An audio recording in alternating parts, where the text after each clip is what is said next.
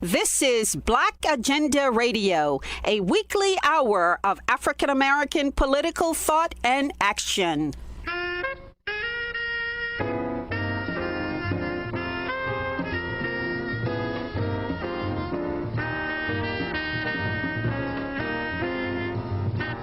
Welcome to the radio magazine that brings you news, commentary, and analysis from a Black left perspective. I'm Glen Ford, along with my co-host Nellie Bailey. Coming up, we'll take a look at the state of racism in Hollywood and find out if Atlanta really is the Mecca for Black filmmakers. And when liberals call Donald Trump un-American, aren't they playing the same chauvinist game as he is? But first, the Black is Back Coalition for Social Justice, Peace, and Reparations held its national conference in St. Louis this month.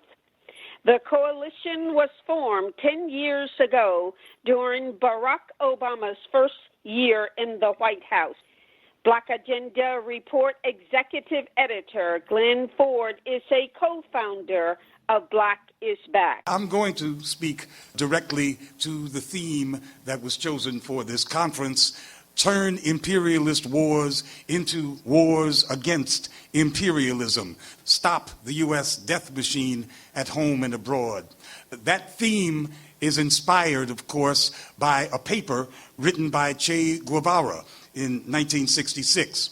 It was in that year that Cuba hosted a meeting of what was called the Tri-Continental Conference on solidarity of the peoples of Africa and Asia and Latin America. Che was in Africa. He was assisting the armed struggle going on there at that time, but he wrote his paper when he got back to Cuba. And it's important to understand that Che was in a military frame of mind at the time that he wrote the paper. Remember, he had just gotten back from the bush in Africa. The great armed conflict of that era, the Vietnamese War to liberate the southern half of their country from American occupation, was raging at that time. And Che noted that it was a sad reality that Vietnam was tragically alone in taking on the brunt of the U.S. superpowers' furious attacks. Although the Soviet Union and China provided material support for the Vietnamese, they were careful not to become directly involved in a war with the crazy American imperialist superpower. So the Vietnamese had to do all of the actual fighting and the actual dying alone. And before it was over, 3 million Vietnamese were dead. Che pointed out that the imperial power, the United States, was also gravely wounding itself by spending so much treasure and spending so many of its own lives trying to crush the Vietnamese. He wrote that what he called the fabulous U.S. economy is feeling the strains of war. But that was in 1966. The U.S. had not even fully committed all of its vast military to the Vietnamese battlefront. The Soviet Union and the U.S. were locked in what looked like a permanent nuclear face-off, in which neither one wanted to provoke the other into doing something crazy, which would result in everybody getting killed. And China, and Che points this out, was militarily encircled by the United States and its allies. On the African continent, Che noted that the U.S. considered Africa to be its own long-range reservoir of resources. And he said that the Americans planned to take the place of the European colonial powers on the continent, and very soon. Che also predicted that the liberation movements in Portugal's African colonies would win their struggle, but Che said that he didn't think that the Portuguese colonies were key to the liberation of Africa. That job That mission, he said, was up to the people of South Africa and what was then Rhodesia, now Zimbabwe. He predicted that a new era would dawn in Africa when the black masses of South Africa and then Rhodesia went into revolutionary struggle. And by that he meant not just flag independence, but revolutionary struggle to transform Africa. Che was looking around the world at that time to assess where the prospects were for other nations and other peoples to relieve the pressure that was on Vietnam so that Vietnam wouldn't have to face the wrath of the superpower all by itself. Che concluded that the task of Cuba was to help create a second or a third or many Vietnams in order to further bleed and weaken U.S. imperialism. That is, we help Vietnam by starting more conflicts that engage the U.S. imperialist. The U.S. should be forced to engage in suppressing multiple simultaneous wars of national liberation, 2 or 3 Vietnams, so that the contradictions of its own society would become acute and the speed of the process of world revolution would be catapulted upward. Che put his own body where his mouth was. He soon relocated to Bolivia and he died there in armed struggle. That was more than half a century ago. At that time, there were lots of armed struggles going on in Latin America and in Asia and in Africa. Che saw the immediate prospects for weakening or crippling U.S. imperialism. He believed that that lay in greatly intensifying those existing rebellions and starting new ones. And he saw that as Cuba's revolutionary responsibility. Now, it would take far too long to examine all of the victories and all of the defeats that revolutionary forces have experienced around the world over the past 50 years. But there is no question that the U.S. economy, that economy that Che described as so fabulous back in the 60s, ain't fabulous anymore. The revolutionary fervor of Che's era did not, of course, lead to an imperial collapse. Indeed, it was the socialist camp of countries that imploded 20 years later. But the people did win victories. The Vietnamese did win their war. Africa was decolonized, at least in terms of direct European rule. And the Cuban Revolution has survived for 3 generations of U.S. embargoes, and it continues to serve as a model for Latin America and for the world. But most importantly, the contradictions of the global system of capitalism have become acute. This is truly and demonstrably the late stage of capitalism, and there's nothing fabulous about it. In the US and Europe, capitalism is decrepit, afflicted with the full array of fatal contradictions. So, when we look at the global landscape and our place in that global landscape here in the belly of the beast, we can say that there today exists not 1, not 2, not 3, but many Vietnams. And those Vietnams can bring this monster down. And they will bring it down because the system is doomed. The only question is whether it will pull all of humanity into the grave with it. U.S. imperialism has dug that grave for itself, with some help from folks like Che. In its eternal search for the greatest profits, the capitalist rulers have shifted the world's manufacturing centers from the United States and Europe to what used to be called the Third World. And most dramatically, they have shifted those resources to China. So that although China is still militarily encircled by the United States, as it was in Che Guevara's time. It has become the center of the world economic growth, and it is the biggest nemesis of U.S. imperialism. China's rise, however, does not mean the death of capitalism. Not yet. China calls its system socialism with a market. But the state in China controls the commanding heights of the economy. And that economy is kicking the ass of old colonial Europe and the United States, because those capitalists deindustrialized themselves. Nobody made them do it. They did it themselves out of greed. And this is what it has gotten them. China has embarked on the greatest public works and transportation infrastructure project in the history of the human race. It's called the One Belt, One Road Initiative.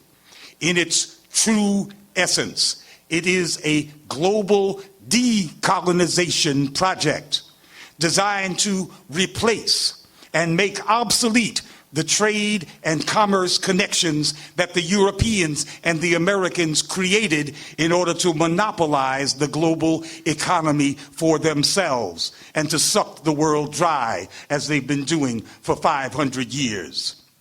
China's partner in this One Belt, One Road initiative is Russia, and Russia is the world's largest country.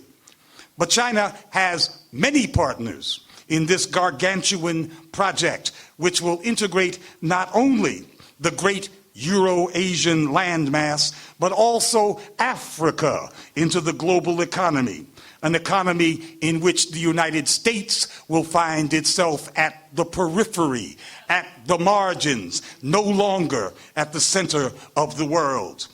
Even in Latin America, which the U.S. likes to think of as its own backyard, China is out trading the United States, and Che Guevara would be delighted.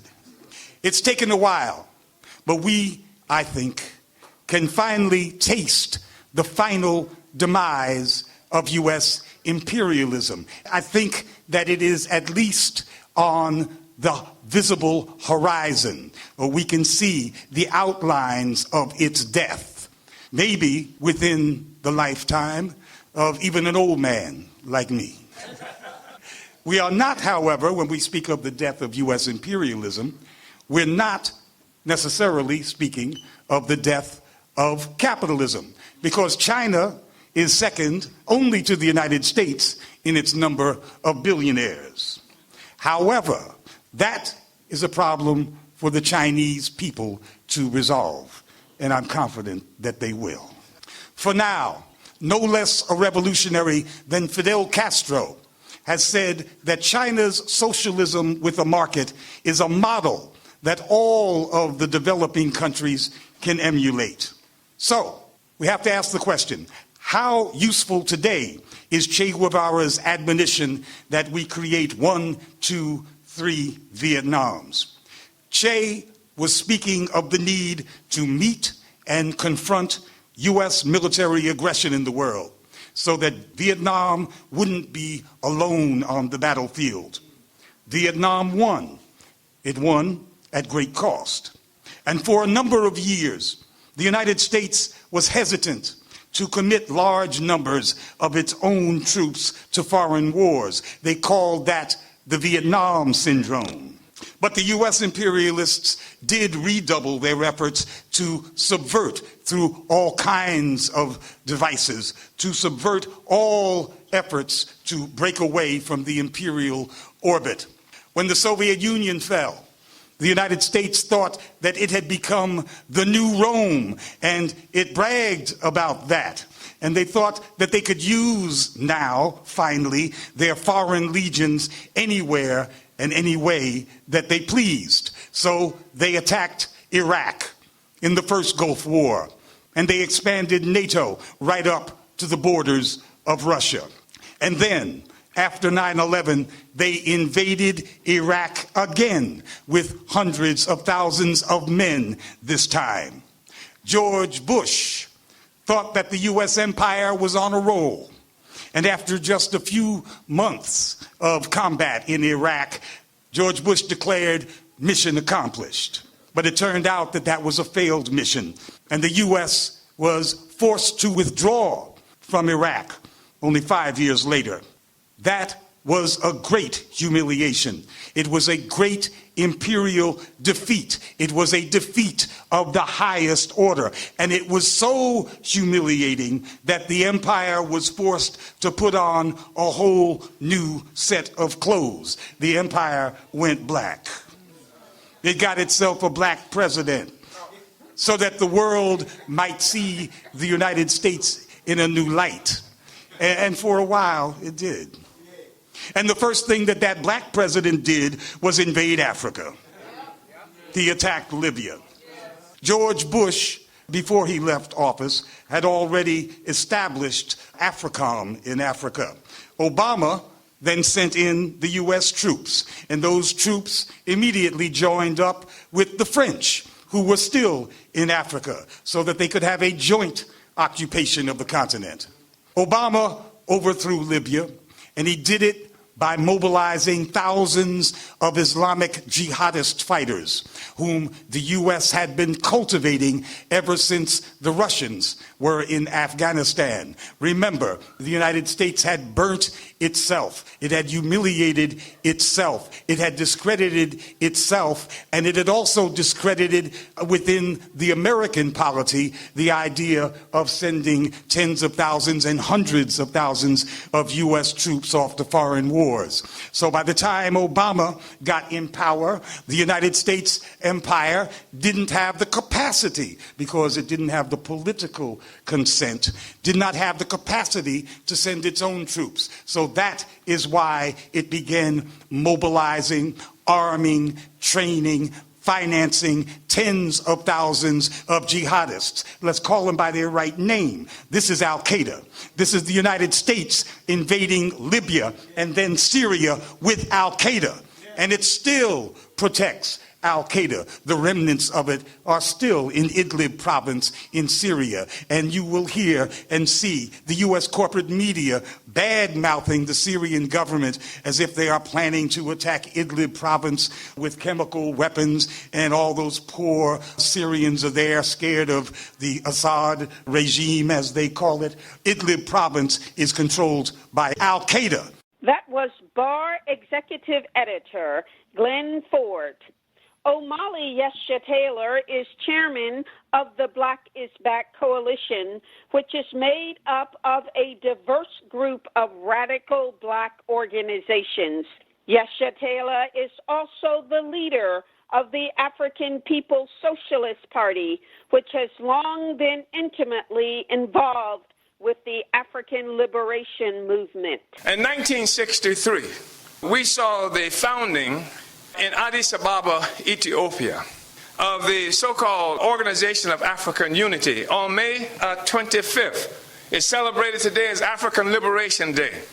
But what is not recognized by most people is that the OAU, as it was called then, was founded as a means of circumventing Kwame Nkrumah's effort to unite all of Africa, destroy the borders that separated Africa as part of a struggle against neocolonialism.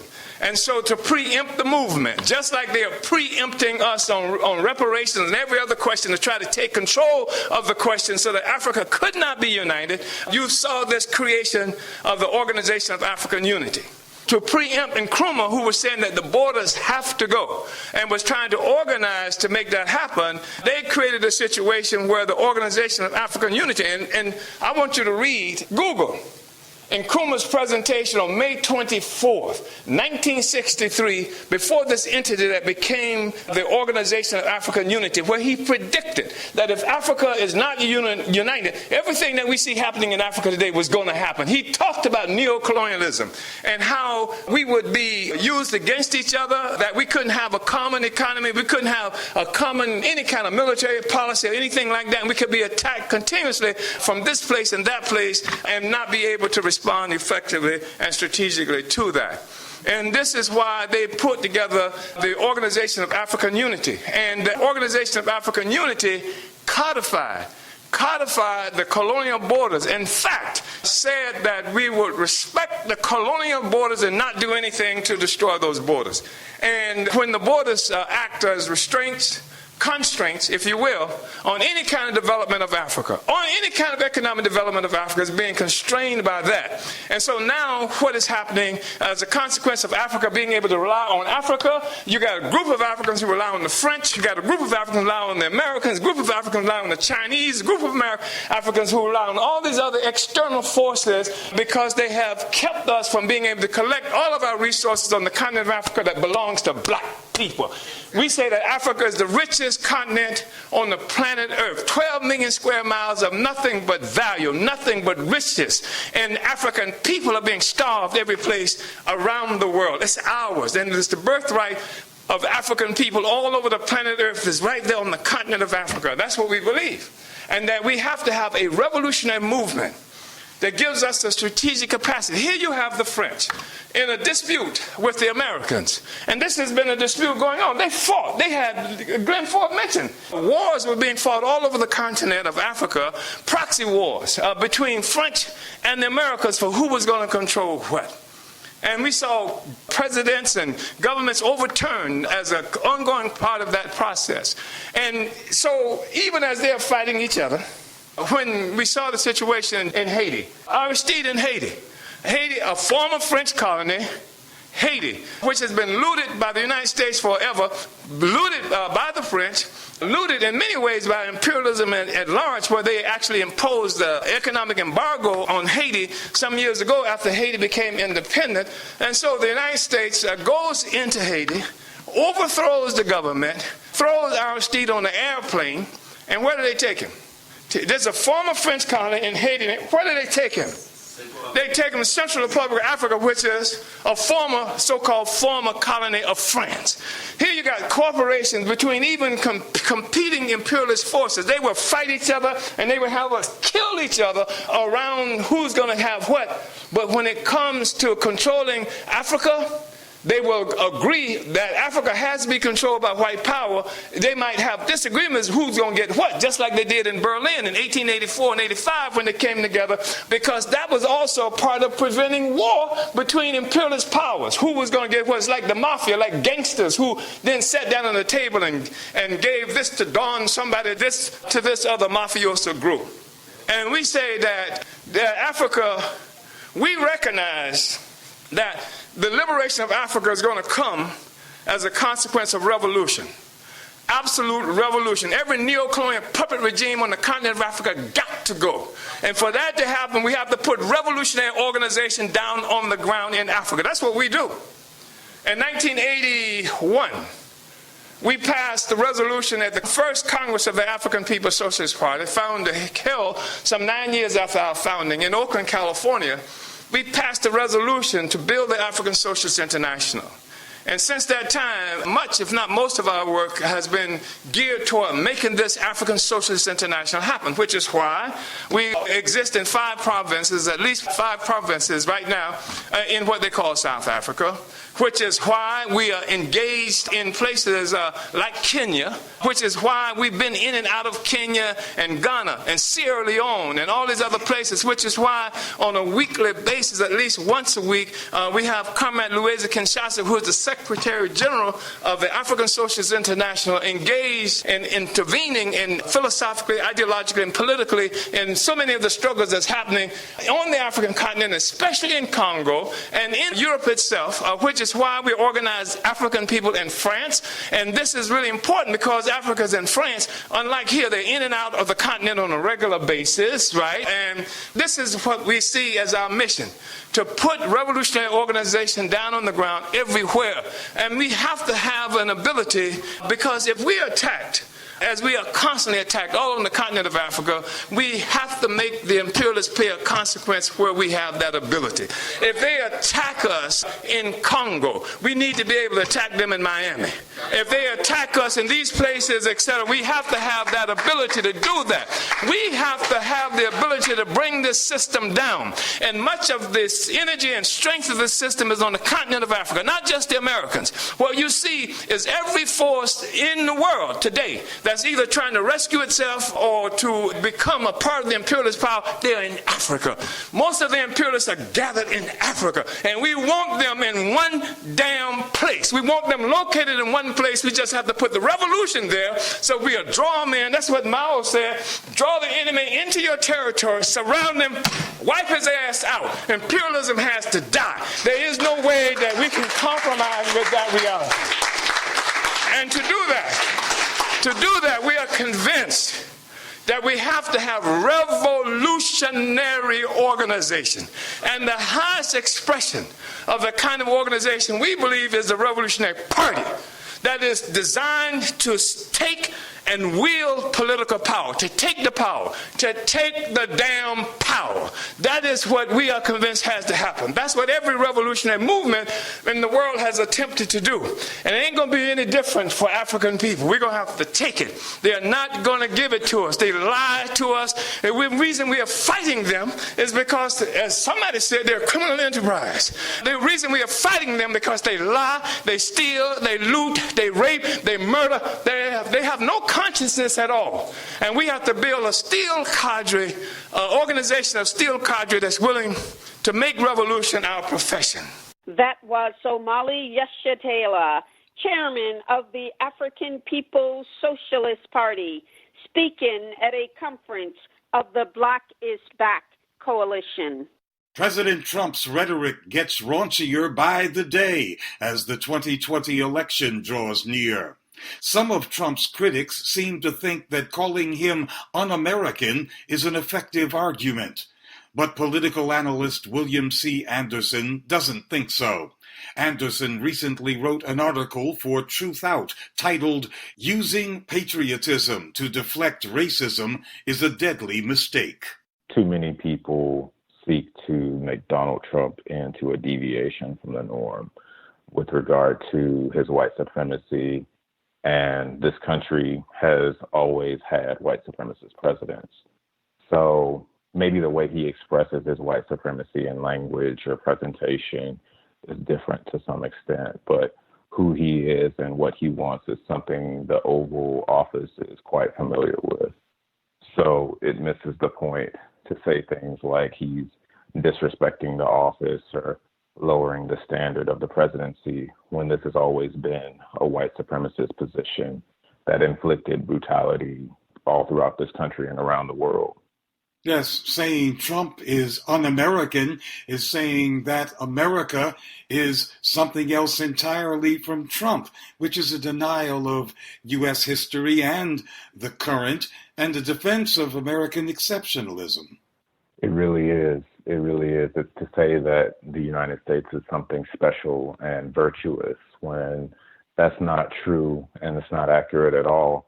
If the United States is exceptional in any way, it's probably with regard to how much violence it inflicts on the rest of the world that maybe makes it stand out, but it's certainly not having anything to do with being ethical or moral. Like, those are just things that this nation puts out about itself as a form of propaganda to make people think that we should be accepting of the violence that it inflicts on the world and on the people within this country. Recently, Trump did one of his signature outbursts and described folks in Baltimore as infestations. And we saw this CNN anchor, Victor Blackwell, who you wrote about in your recent article, basically breaking down almost in tears on the air and affirming that the people of Baltimore, like him, are folks who pledge allegiance to the flag, and they are real Americans too, as if their patriotism was what made them Americans.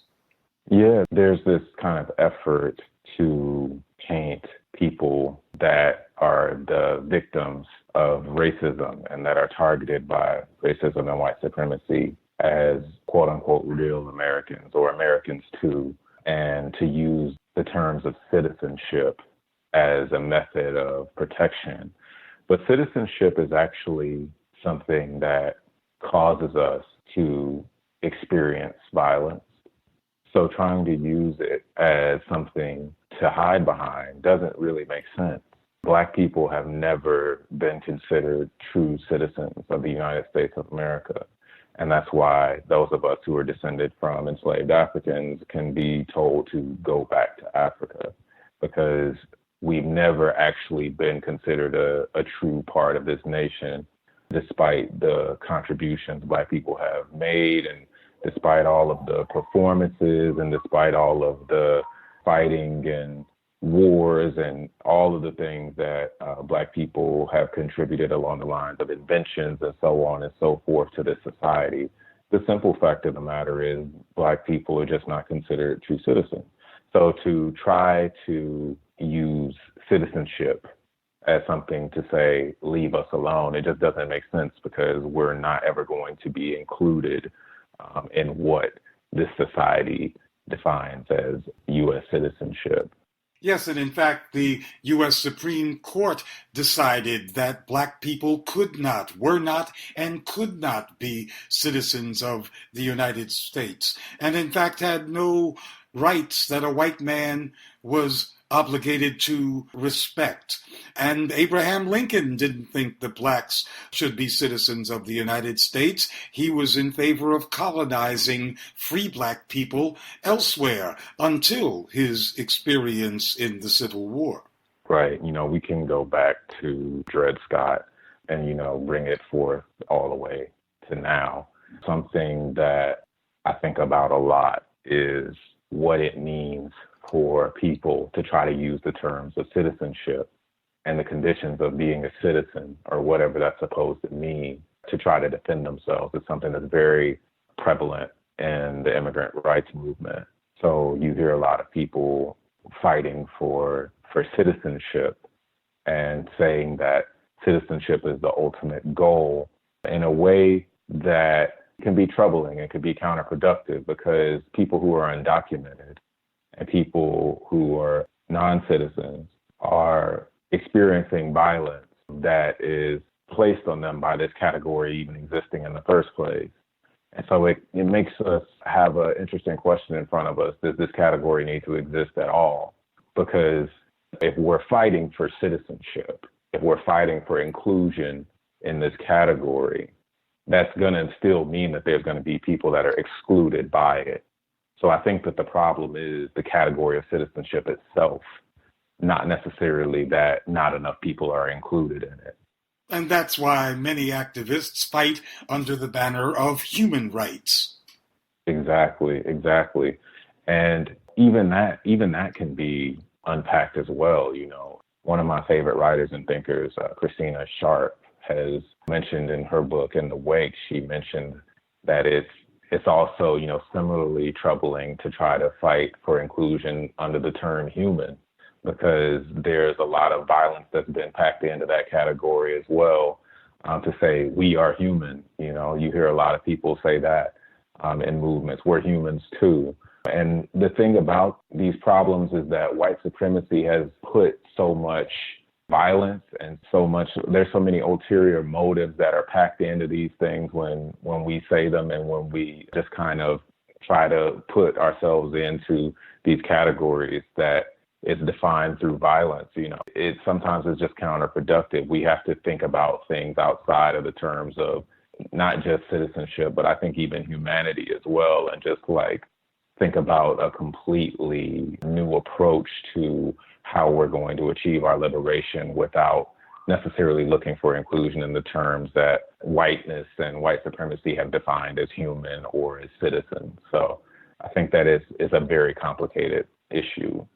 Every time Trump opens his mouth with statements of blatant racism, some people act like they're surprised. But you write that we've known about Trump's blatant racism since before he was elected president.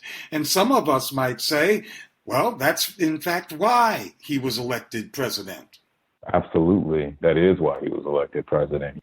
He was elected president because there's been an increasingly hostile movement going back to the Tea Party in response to the election of Barack Obama, there's been an increasingly hostile movement about these white resentments and frustrations with changing demographics and immigration and birth rates and so on and so forth. There's been a lot of hostility building and a lot of resentment and anger that wasn't, something that didn't exist before. It's existed for quite some time, but it has just been getting increasingly, like I said, more hostile.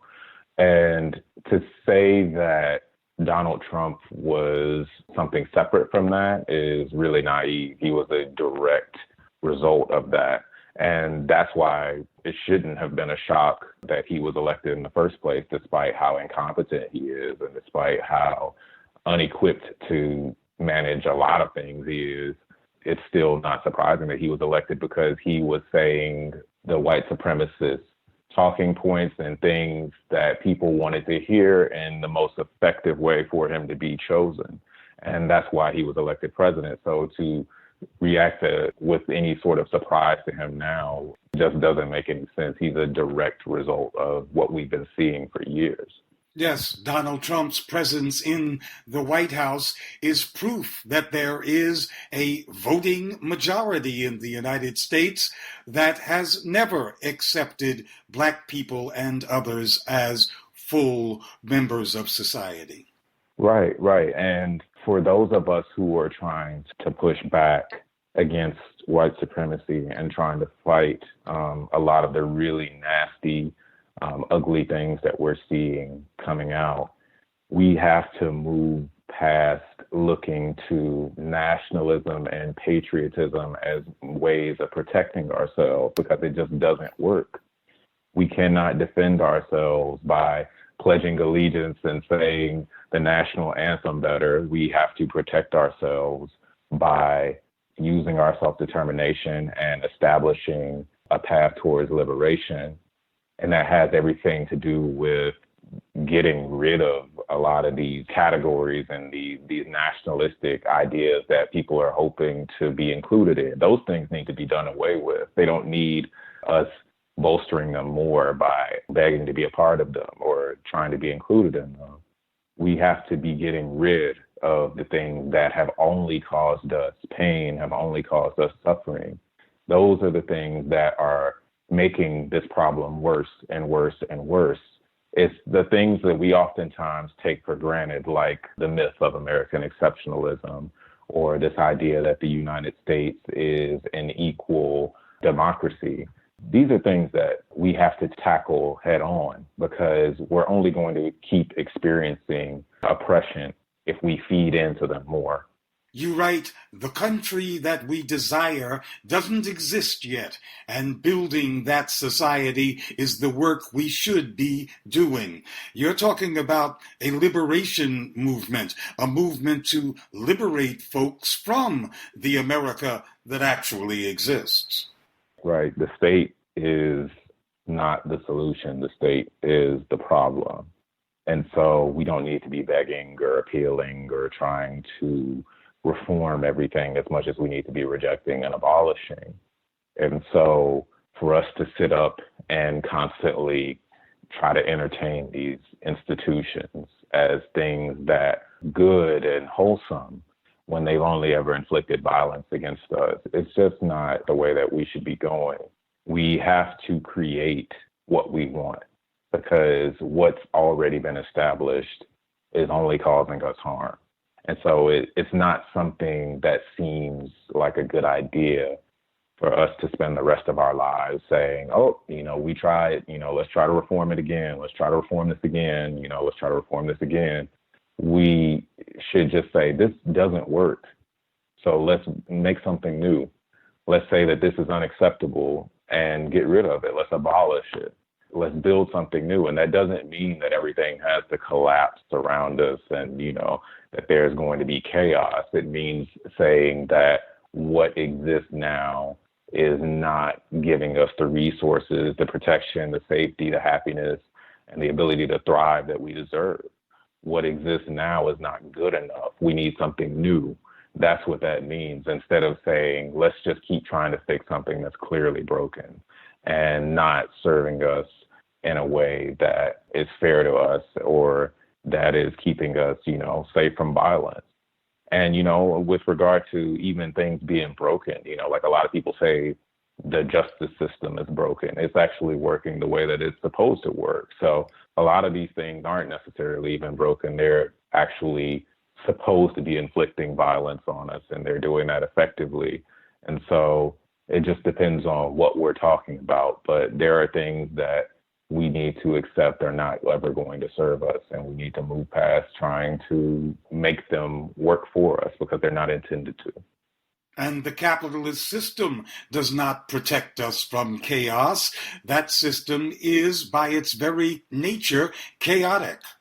Absolutely, but it's only meant to exploit. And I mean, that's the simplest way to put it. It's only meant to exploit. And so trying to benefit and trying to play the game better or become capitalist titans ourselves is like not something that is going to serve us either.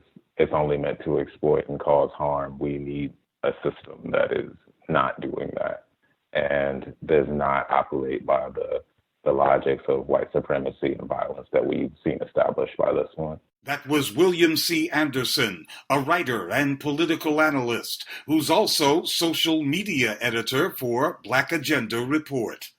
Hollywood is a lot blacker than it used to be, but that's not saying much. Most Hollywood studios still work on the assumption that movies geared to black audiences don't make much money. Marianne Arriga is a professor of sociology and African American studies at the University of Georgia.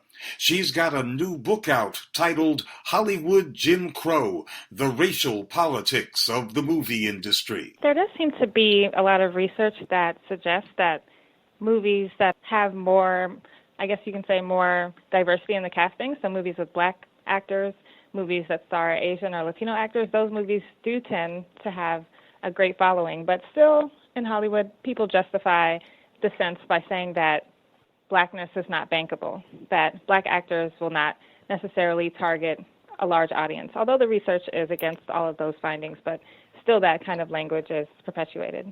Well, if the research is against that, and in fact, black viewers pack more buck for their viewing power than others, then we must be talking about an inbuilt anti-black bias within the industry itself. I would agree with that. My research with the Hollywood Jim Crow looks at this from examining how this Jim Crow hierarchy that you talked of earlier still exists today, and not only just in society, but also in the film industry. And what I found is that there's this language of anti-blackness, or this language of racism that exists in Hollywood. And a lot of these narratives do suggest that black films are unbankable, black films don't make money. They do stigmatize blackness in a way that is very hurtful to black filmmakers, to their craft, and also to their employment and their possibility of being a long-term director. Now, of course, that logic could be used to justify racist practices in any sector of the economy or in society, saying that, well, we do it because it makes us money. Yeah, that's really the danger, I think, when you talk about the slippery slope of using these economic logics that are very tied to racism and very tied to anti-blackness, because then we're using this language of profit to justify oppression. So how far is that from saying that we can't hire a black president of a university because we don't think that person would attract donors? So how far is some of that language from other industries and businesses? If it's condoned in Hollywood, then where does it go from there? Yes, and in terms of black-themed and black actor-packed movies, we just saw the phenomenon called Black Panther. We did, and Black Panther was such a huge phenomenon because there had not been a superhero film, especially with the Marvel comic series, didn't have, I think it was the 18th movie in that series, and they didn't have any kind of black star in the movies prior to that. And we saw such a global phenomenon, over $1 billion globally at the box office.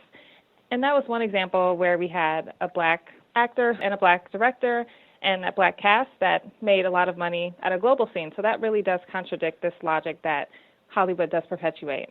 But of course, Black Panther was backed by white billionaires. And that seems to say that despite the Hollywood maxim that black films aren't bankable. When two white billionaire forces get together, they can do something black and make billions.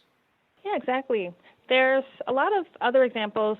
Jordan Peele is one that comes to mind, whose films are successful on very small budgets. So we do see the opposite of that, which is black films and black cast films can make money even when they're not backed by these huge studios or these huge productions. So Get Out was one example, with the production budget being $4.5 million, and that movie made over $255 million worldwide. And more recently, he released the movie Us, which was made on a $20 million budget, and then also made over about $250 million worldwide.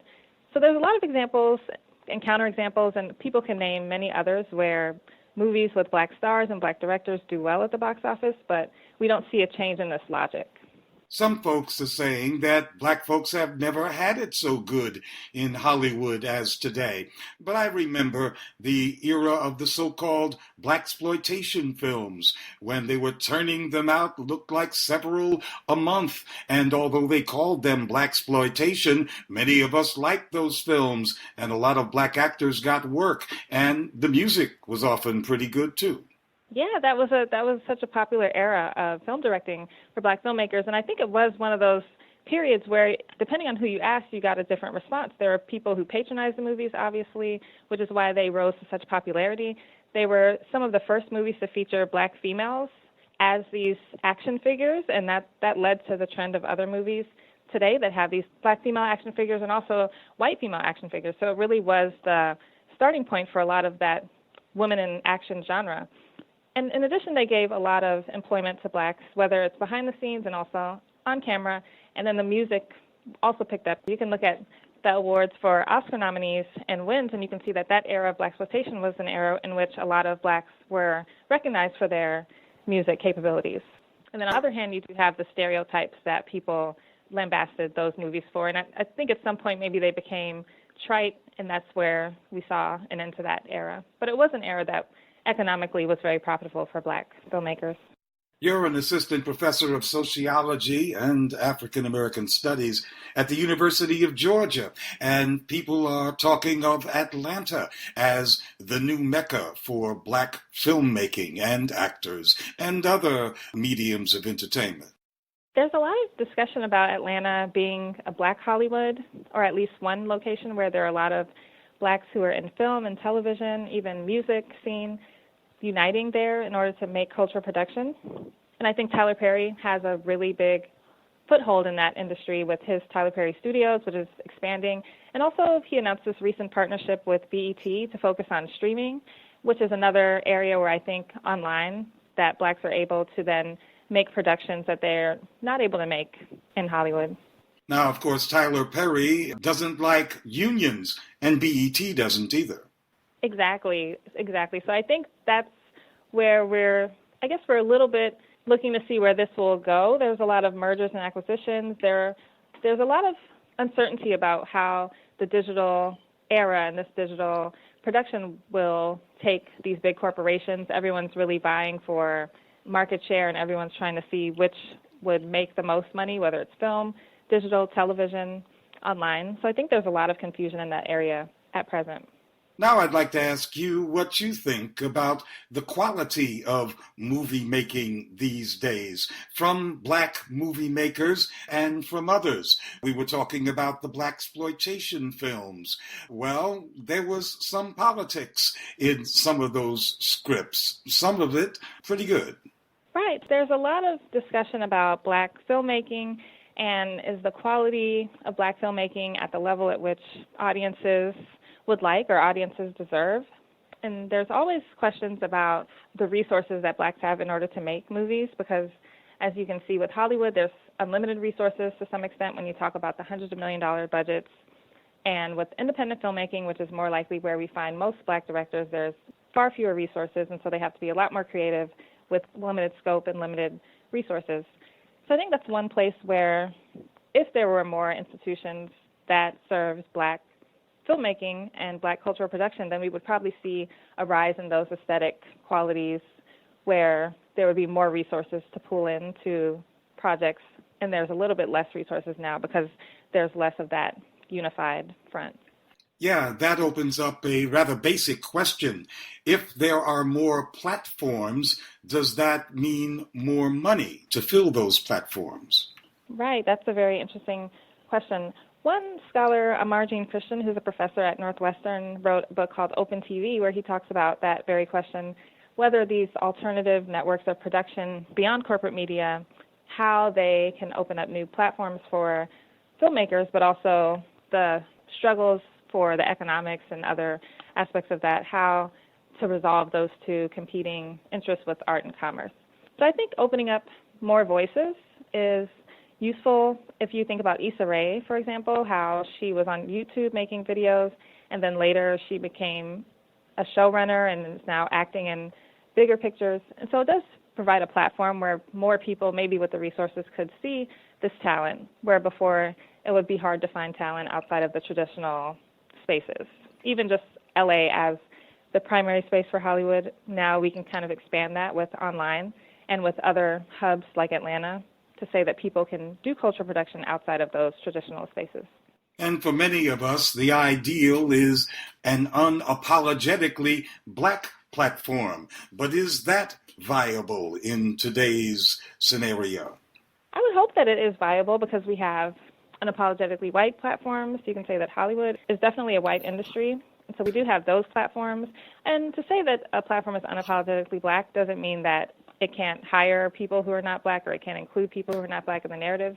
But I think it's important for Blacks to have institutions that are Black-owned and Black-operated institutions, and that those institutions are protected from, you can say, from hate crimes, from things like arson, where we see recently in the news a lot of churches that are Black have been burnt down or targeted, and even museums.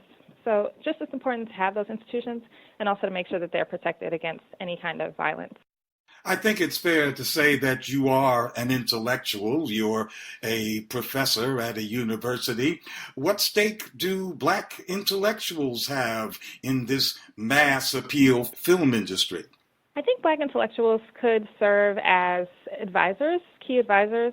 There's some intellectuals who are maybe documentary filmmakers or filmmakers in their own right, but I think more so their role could be as consultants or advisors on certain projects. There's people who work, I know with Henry Louis Gates Project, and how they have a lot of historical evidence that they're working with. And so bringing on academics, even to talk about like the socio-cultural moments right now, people who are experts on the study of race or the study of Blackness could also help make some of these films have a little bit more substance when it comes to issues regarding race or even diaspora. Like Black Panther, one criticism that a lot of people had of the movie was that maybe the context of Africa was not as well embedded as it could have been, or maybe there was a little bit of a disjuncture between what would a modern Africa look like according to African intellectuals. So I think there could be a lot more collaboration across this lens between the people in film production and also the people who are academics. And can a multi-billion-dollar behemoth like Hollywood ever be an ally to Black people? Has it ever been? I don't think historically Hollywood has been much of an ally to Blacks. I think increasingly, though, there have been a lot more acceptance and a lot more projects in which Blacks are able to do more of their work, well, less of the, paternalism of Hollywood. Jordan Peele's work might be one example of that, where he's able to do more of his work and get it distributed in a way that we haven't seen in prior years. So I would hope that things are getting more inclusive for Black filmmakers, and I hope that it increasingly becomes more inclusive. I think Black Panther would be one example where you have this mainstream picture, but on a lower scale, Blacks are looking to have their own personal stories made in Hollywood, just like romantic comedies, thrillers, things outside of the superhero genre and also outside of the comedy and action genre, but trying to find out how we can have these other movies where Blacks are featured, sometimes adapted from works like Octavia Butler in science fiction, looking outside of the norm to find works that could be adapted for Hollywood. So I think there's room to grow, but there's also a lot of improvement in the industry today. I would just add that with the Hollywood Jim Crow and the question about Hollywood and is it inclusive for Black directors and Black filmmakers, I think we're at an important point where we're questioning the form that integration has taken, because we're 50 or 60 years past the civil rights era, and that civil rights era really did promote this idea of integration and that we would have this, this racial harmony where everyone was actively participating. So I guess this is a good point to really ask ourselves how well this integration worked, and some of that comes up with the Democratic political debates recently. But how well has integration worked? And Hollywood is one way of examining that, and we can look at it in other spheres in order to see what would make the most sense for an inclusive politics. Yes, do people really want to see a mirror of society, or a society as they would like it to be, or a cleansed society, a sanitized version of where they now live?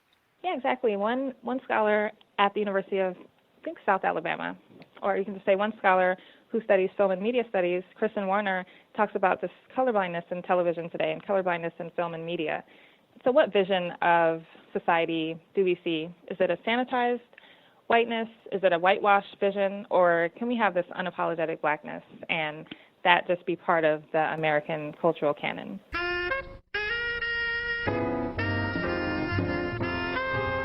And that's it for this edition of Black Agenda Radio. Be sure to visit us at blackagendareport.com, where you will find a new and provocative issue each Wednesday.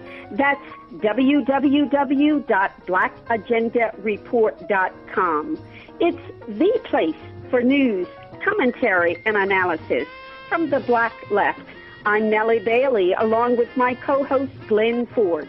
Our thanks to the good people at the Progressive Radio Network.